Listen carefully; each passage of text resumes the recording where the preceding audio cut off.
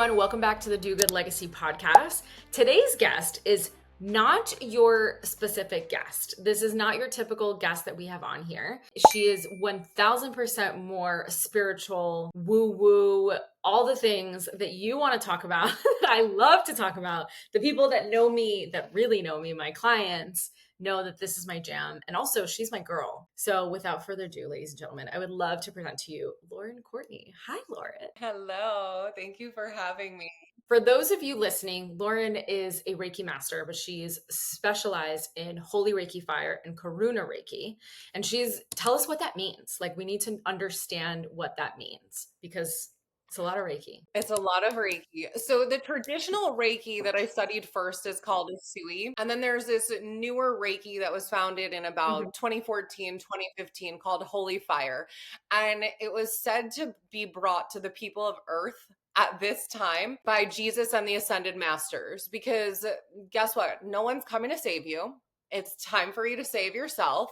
So it's really that message of showing up and being your own greatest healer. Stop putting people on pedestals. No one's your guru. It's all about you stepping forward for you. And then Karuna Reiki is a level that comes after Holy Fire. And Karuna, the definition is Reiki of compassionate action. And it's really activating for the voice and the throat chakra. And we start to move energy, not only with our hands or our eyes, but also that's how we start moving energy through our voice and speaking. I love that. And Lauren, this is like, I've been watching you for such a long time, and I've obviously known you both professionally and through our friendship, but it's something that you're a real advocate about, which is what I've always loved about you, is that you don't create that codependency. Like, you're a firm believer that like you have all the answers. Like, you are the medium, you are the astrologer, you are the psychic, you are the healer. So tell us a little bit more about that. Somebody who's listening right now, who's currently like struggling, whether it's like with addiction, their own personal demons, depression, anxiety, parameters, the limiting beliefs that we create for ourselves, how would you share more about what you talk about when you talk about you being your own person? Like, nobody's going to come save you, which I think is huge. I don't think we talk about that enough, because I think the spiritual community is very much like, you need this, you should do this, you should do that. And it's like, you don't need anything, right? Like, you already have everything. You're whole and complete, and you came here whole and complete. So tell us more about that. Yeah. So that's exactly it. We came here complete. And then as we talk about it in Reiki, we come into life as the authentic self. And then what happens? We have mom, we have dad, we have grandma, grandpa, or whoever raises you, right? And then we have teachers, siblings, boyfriends, girlfriends, lovers, etc., who place onto their own projections through their life experiences, which essentially creates the cultural created self. So we start at young ages to start putting on masks to please people, right? Like, even when you're a little kid, you hear your parents say, "Oh, you're such a good girl," right? Like, you are such a good girl. So what were you doing in that moment when you were told you were a good girl? Were you being quiet when you were told to be quiet? So now you grow up thinking, well, I'm a good girl if I stay quiet, as opposed to actually speaking your truth and mind. So you grow up to walk on eggshells. So a lot of the work is coming back to who you were when you were born into this world, because you were born God's perfect child. The circumstances and situations that we're born into, in my opinion, are simply, we chose this to learn karma, to learn lessons through our lineage, whatever it is, for the ascension of our soul, not only in this lifetime, but in the afterlife. So to me, the work helps bring us back to the authentic self, which was always oneness and connection to God. Oh, I love that so much. Yeah, we believe in the same. I believe that we chose to come down here, and we also chose our parents, our siblings, and it is a karmic debt that we are trying to just repay, whether that is within the entanglement of our parents and our siblings, or with whatever lesson we're meant to learn on this time on earth. But I love that you just said that you're like, we come back to us. Like, we came here whole and complete, and then we've just been imprinted on. And then now that's what the work is. That's what the inner work is. So let's get even crazier. Let's talk about the afterlife, because I think that's very important. So, Because you can't have life or death, right? Like you can't have one, you need both. Like you literally cannot have life without death, and you can't have death without life, right? So in your eyes, how do you see death? Like what happens? You come to this earth, you chose to be here, you pay off your karmic debts, you learn your lessons, etc. I don't think you ever heal, which is a whole other conversation. I think that's like a toxic trend that people are like going through right now. It's like, I'm healing. It's like, if you're always healing, you have a problem from healing. It's like, you're not always healing, you're living, right? Like we are Yeah. always, like, we're never healed. We didn't come here to be healed, we came here to experience life. Like we're human beings having human experiences. So I want to hear more of your thoughts of like, okay, you've done the work, what happens when you die?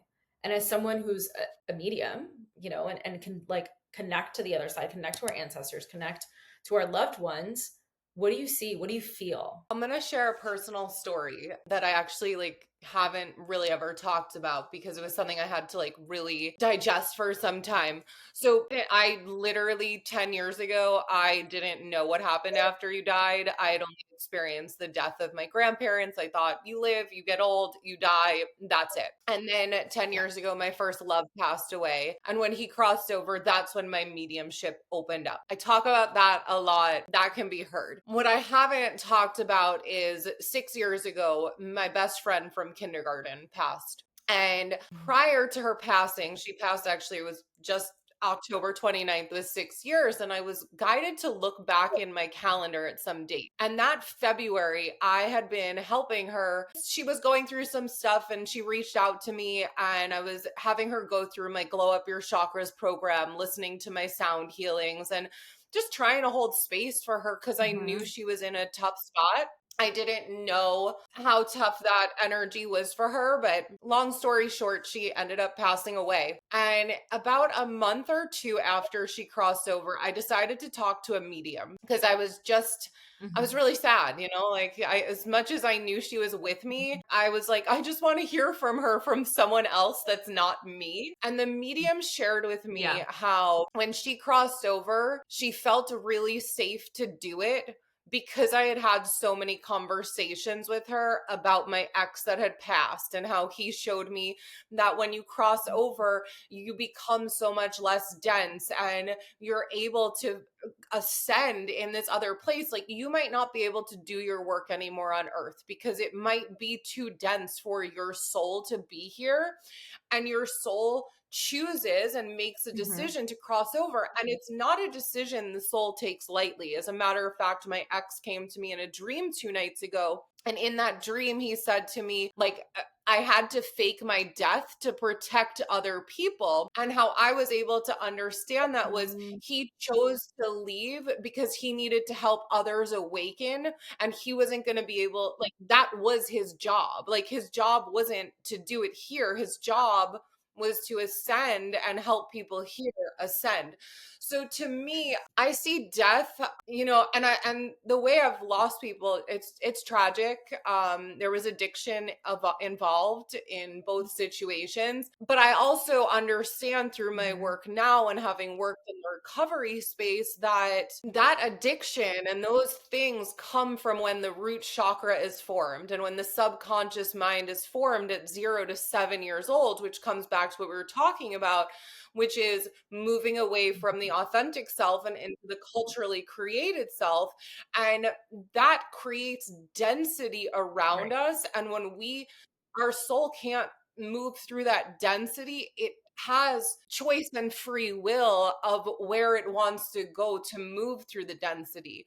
So I've been able to find a lot of peace in death. I'm not afraid of death. I think death is life. Like, it's no different. You're just living in Mhm. another place and space and dimension. And I know that Mhm. when my friend that passed, my girlfriend that passed, she found a lot of peace in her journey to the Mm. other side because she understood that it wasn't this terrible, scary thing that I think so many people Right. make it out to be. And by no means am I promoting death or, hurting yourself. I think there's always choice and free will here to find the tools. And I also know that's why I've been given this job in this lifetime. both of them passed when they would have been Mhm. 35 years old. And for me, when I hit that age, Wow. I questioned a lot. Why have I made it to this age? Why didn't they make it here? I was doing just as crazy Yeah. things as they were. Like, why me? And it's because Yeah. my soul was going to be able to work through the density to get to what I needed to be able to help other people who are having those similar experiences. Wow, wow, wow. I love that. I think you said so many things there. And I think when you're talking about like helping people come through that, I want you to talk a little bit more about the chakra and your book. And yeah, because the book is amazing. Okay, I'm gonna stop talking. Just go. Like the book is so good. And there's so much information there, and there's so much like, oh, nuggets and aha moments. But talk us through the chakras and like, Yeah, so we have many chakras, but the work I talk about is the seven main energy centers, which run from the base of your spine at the root chakra up to the crown. And they all uh-huh, represent a different frequency, and they yes. all actually grow as we grow in age. So as I mentioned, the root is formed from 0 to 7 years old, and that's all about safety, security. And then it works into did you feel Mm, abandoned as a child? Have you turned to addictions because you didn't feel safe and secure? And for me, I grew up with parents who are still married. I was always taken care of physically, mentally, but emotionally, my parents didn't necessarily know how to deal with an empathic child because they didn't know how to deal with themselves as empaths. So I didn't necessarily feel safe to be the fullest expression of myself. And then as we work up, we've got the right. sacral chakra, which is our creative center where we give birth to ideas and, like our sexual energy, which again, if we don't feel safe in the root necessarily, for me, I started giving that sexual energy away, thinking like, oh, this is like just out here to share because I thought if I give this, then I'll feel safe, then I'll feel Yeah. loved. We work up to the solar plexus, which is our power center. Often we give our power away if we're having those imbalances at the root. And then the heart chakra is all Yep. about love of self first and foremost, love of others. And again, if we start with an imbalance at the bottom of the system, it continues to grow. The throat chakra is next, our ability to speak our truth, our third eye, our vision, our ability to have that clear vision, and the crown, which is the connection to source. So I'll share this because it's a conversation I had a few days ago. I spoke to someone who Hmm. told me that she also works with the chakras, and the way she works is manifesting from the crown down.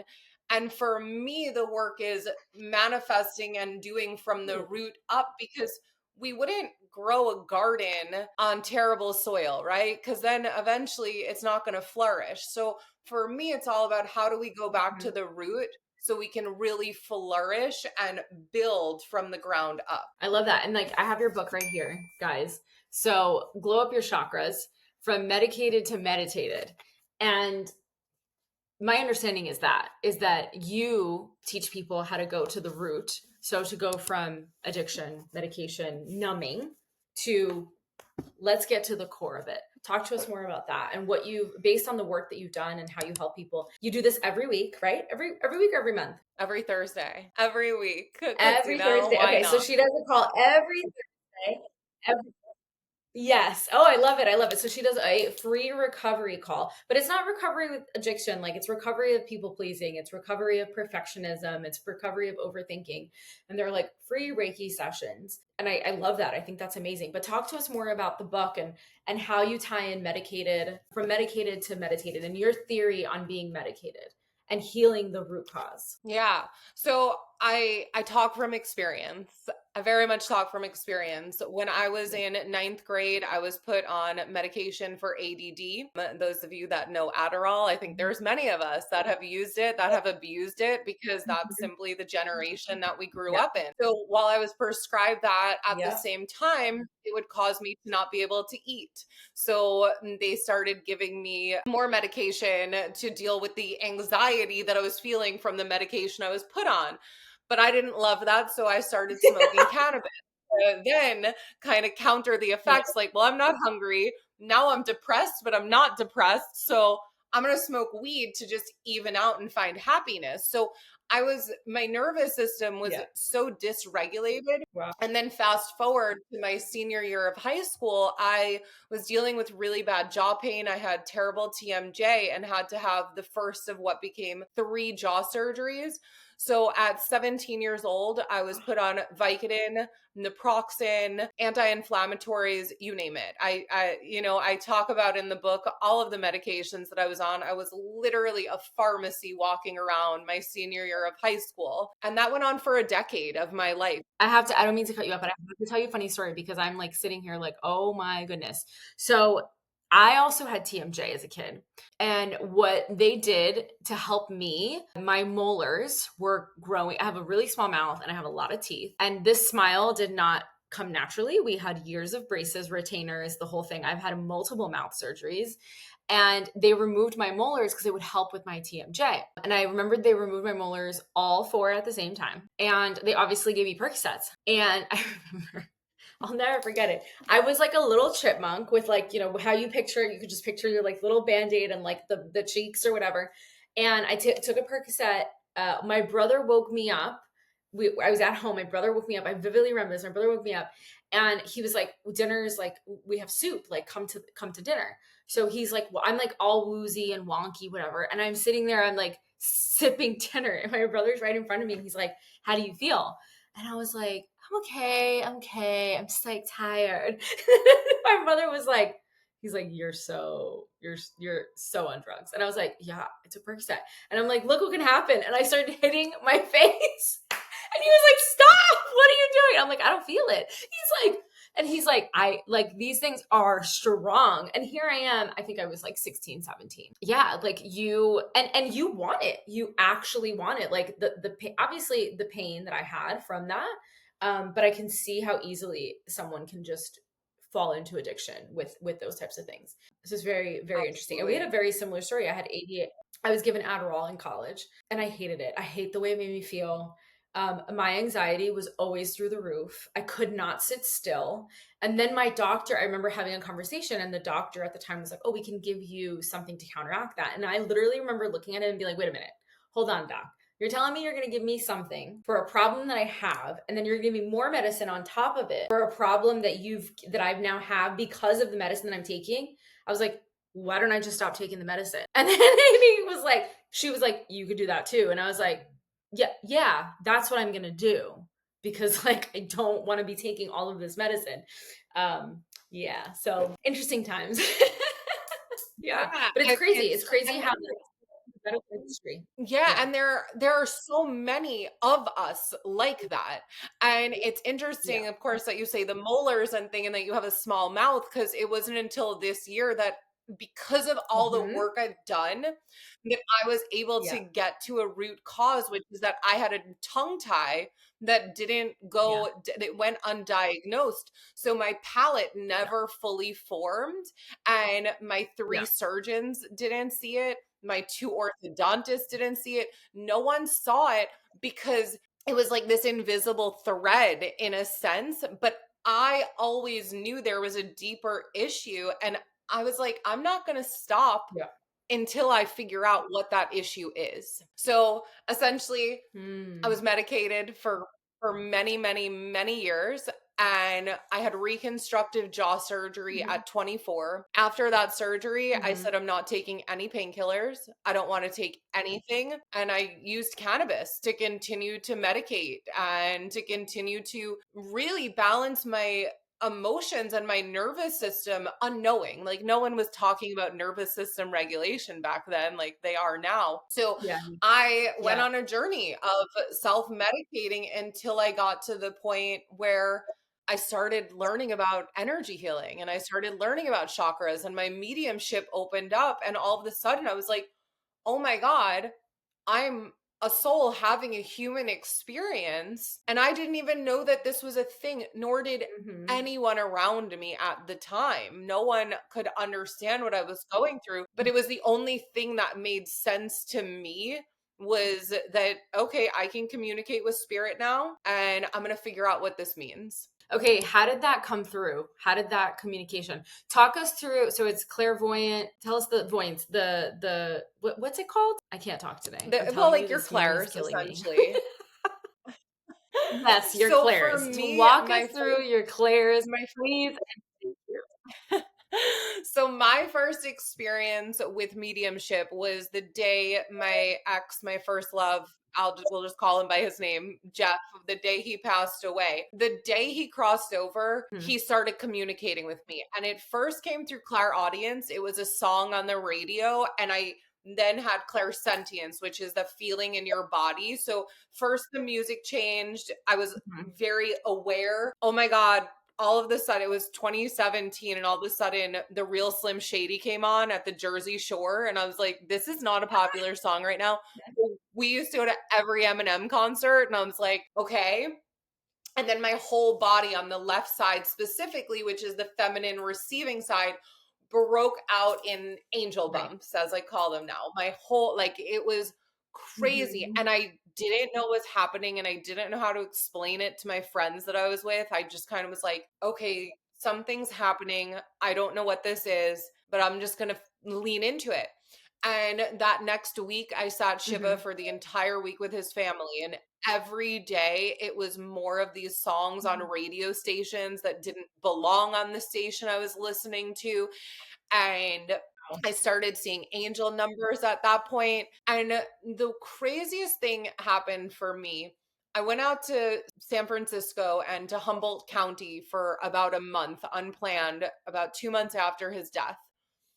And when I tell you, Mhm. before his death, I had never seen a pink sky. I am so serious. Like, I never saw a pink sky until he died. Like, skies were blue, clouds were white. Sometimes you see like yellow from the Yeah. sun, but all of a sudden, it was like every sky I saw had pink in it, and I'd never been aware of that before. So that's also like clairvoyance, right? And my third eye opened in a way that I'd never experienced before because I'd Mhm. been so closed and shut down from years being medicated and being detached from Yeah. myself. And that was the first time I was really in nature and able to connect with energy outside of me once I got to Humboldt County. You okay, so it's clairvoyant is walk us through the clairs. I want to so people listening that have no idea what they are, walk us through a clairs. So clairvoyant is the seeing, clairsentience is our feeling, Yeah. clairaudience is hearing. Then there's like clairpungent, which is taste and smell. Those are like the main Mm. ones that I really work with. I used to beg for Yeah. them not to do smell. I really didn't like that one, but now I'll get like whiffs of colognes and perfumes, and that's nice, but that was one that always really freaked me out for some reason. That's so funny. Okay. So, okay, well actually I have a question about Jeff. Does he still come around? Oh my God. On my way to this podcast recording today, he was coming through so strongly as I was driving. And then, as I said, he was in my dream 2 nights ago. So there are times when he's not around at all, and times when I notice I'm in a transitional moment and he'll become really present again with me to remind me, like, hey, a lot's changing. You're good. Like, don't worry about it. I'm here with you. Like, don't forget, like, ride or die shit. Like Mhm. you've got this. Yeah, so Jeff is around all the time. And I notice, spirit, I notice they're with you when you need support, but they also have work to do, whether it's Yeah. their own ascension that they're out doing their work, or they're like, hey, I need to check on like my mom, my dad, my sister, my nephews, my niece, right? Like they have a lot of people to work with. So I'm in a good place. So I tell him, like, don't worry Yeah. about me. I'm good. You'll know when to show up. And I'm in this really transitional moment of my life right now. I just listed my Yeah. apartment. I have no idea why I'm listing my apartment other than I know it's time to move on and into the next chapter of my life. So he's been showing up Mhm. a little more to let me know, like, you've got this, like, it's all good. So he Mhm. showed up in a dream the other night. And he, as I mentioned earlier, and on my drive home out to Long Island from the city, he always shows up like on a motorcycle. He didn't drive or ride a motorcycle in this life, but like his soul is very much that energy. And we used to love the movie Bad Okay. Boys. So I think it's just like that energy between us. So this car, Yeah. like this motorcycle got so close to the car I was in and like looked at me, and I was like, all right, like what's up? And then the license plate I noticed that he cut in front of had 33 in it, and I was like, okay, cool. Because that is like such a sign for me of like Christ consciousness and the Yeah. connection that I have to Jesus and Mary Magdalene, and the work and the lineage that I do, and that Mhm. connection to my own lineage also in this lifetime. Oh, I love it. I love when they reach out to us. My audience, I mean, they hear me all the time. Louis is always around, and I see him in the numbers. And you're right. I think that the times that I've am going through like major transitions is when my intuition or like I feel and see him so much more. How do you trust that? How do you continue to trust that? Because I think a lot of people get signs and symbols and they question it with like, that's crazy. Like, you know, that's too woo woo. You know, I got to a place where it's like I can't not believe it, because I'd rather live in a woo world than a world where they're just dead, and a Yeah. world that, like, to me, not believing in the numbers, not following the signs, not noticing the things means that I'm disconnected from my clairs, especially the numbers and things. That's clairvoyance. It's not always about like when I close my eyes, I see things. That's not really how I work. I have one of my best friends, she's a medium and that's her work. And she sees visions with her eyes closed, where for Wow. me, it's very much in front of me and direct in my face. So Yeah. I ignore that, I'm ignoring my magic. Yeah. And that's what it comes down to. Like, if I don't trust it, then I don't trust myself. And the more that I lean into it and I'm like, no, it's not crazy, this is just life, the more it Yeah. happens and perpetuates, which to me, like, I'm perpetuating happiness and joy and playfulness. And I say this all the time. If someone were to look on my website and be like, I want to book a medium session with you, you're not going to see it, because I don't call myself a medium. I'm very much an energy healer, helping you tap into your gifts. Mhm. With that, my mediumship is here to help me remember to play, to help me remember that life isn't so fucking serious, that no Yeah. one is getting out of here alive. Like, my favorite joke is, why are there fences around cemeteries? Because everyone's dying to get in. Like, That's actually a good one.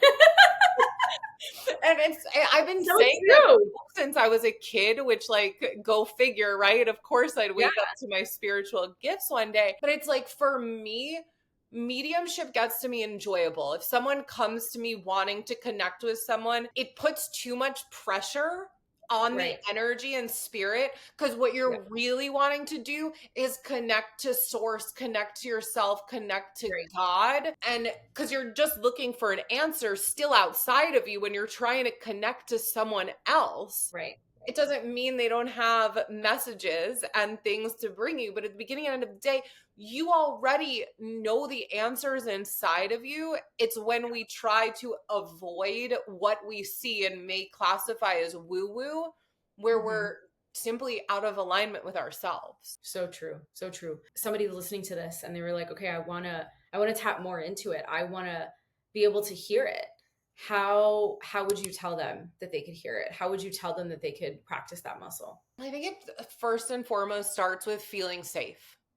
Feeling Mhm. safe, being able to Yeah. get grounded and connect with your body. So whether that's starting to learn about your chakras, or starting to meditate, or Mhm. starting to do yoga, or starting to Mhm. go to sound healings, right? Like, my biggest thing is that when I say like I'm no one's guru, I'm my guru, is because I'm willing to go and study and learn so I Yeah. can use all of these tools as points of connection, because I'm not Yeah. the answer for everyone. There are so many ways to come back to yourself.